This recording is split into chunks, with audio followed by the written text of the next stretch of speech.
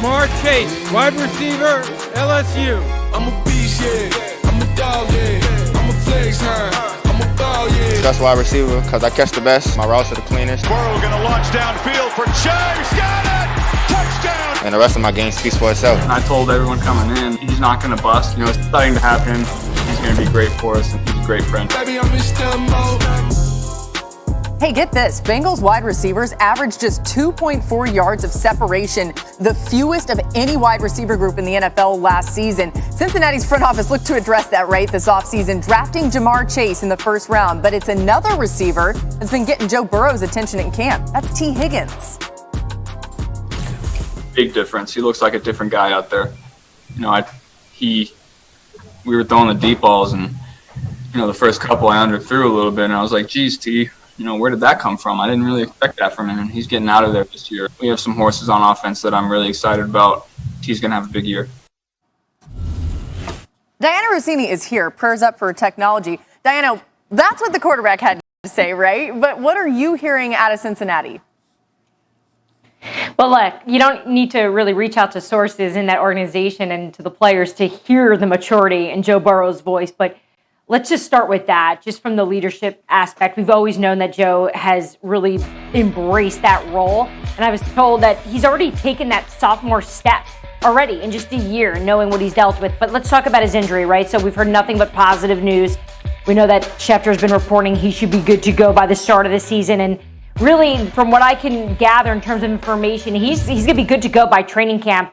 One of the quotes I got through text messages, Joe actually looks exactly the same as he did when he was healthy. As for the chemistry between him and Chase, because let's face it, we're all excited to see what that's going to be, what that's going to look like.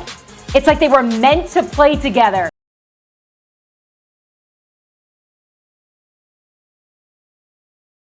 Someone from the Bengals organization shared with me. So obviously tons of confidence. We know it's just the spring, but the fact that they're all on the same page here and nothing but positive things coming out is really just a good start for this offense that should take a step forward. Man, that sticks out to me that somebody said Joe looks almost the same or exactly the same as he did before he got hurt. It's good to hear. They got to keep him protected, though. Marcus, how do you see this offense playing out with those horses, as Joe Burrow called them?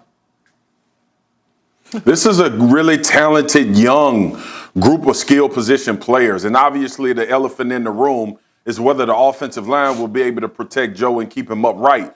But focusing on the guys that he'll be throwing the football to and even handing it off. Joe Mixon played 7 games last year, but he's a really good running back when he's in that lineup. T. Higgins went for 900 yards last year receiving, y'all. Like they have playmakers, Tyler Boyd as well, and obviously you draft Jamar Chase. Joe Burrow should feel real good about what the potential of his skill position players are.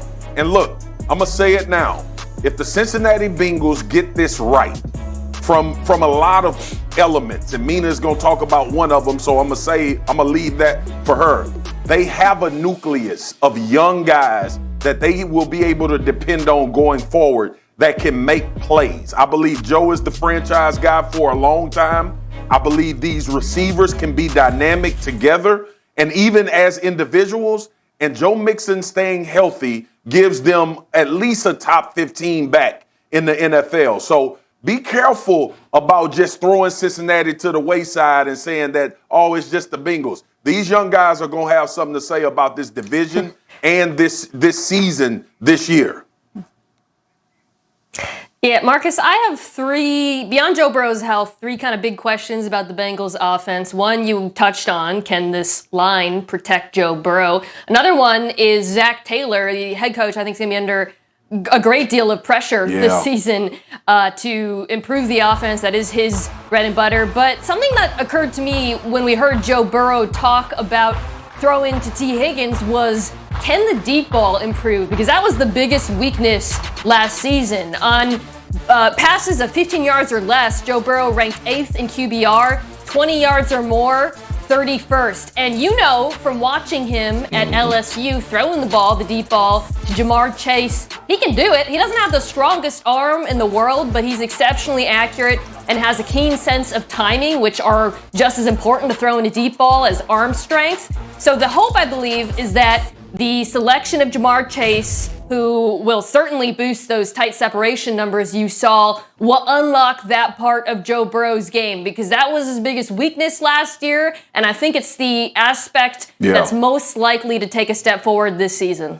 Yeah, if Joe Burrow starts getting hit a bunch, we're going to be talking about should they have drafted Penei Sewell. But even just seeing Jamar Chase in that practice footage, I think people forgot how great he was because he sat out last college football season. That's going to be fun to see. Next up on NFL Live, Jadeveon Clowney says Myles Garrett is a straight baller, but do they crack Marcus Spears' top 5 D-line duos in the league?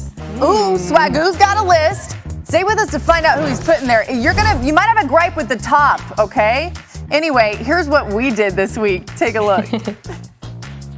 I already can't talk today, so that's not a good sign for all of us. Here. I mean, the only word I can come up with is stupid. Their friendship is very similar to mine in many kinds. It's very conditional. Everybody know we're still friends, Hey. I wanted to see a big red neon sign that was going awkward.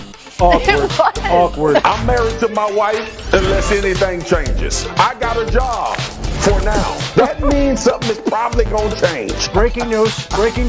Marcus Spears and his wife are still happily married. Him being like, hey, man, you just make sure you...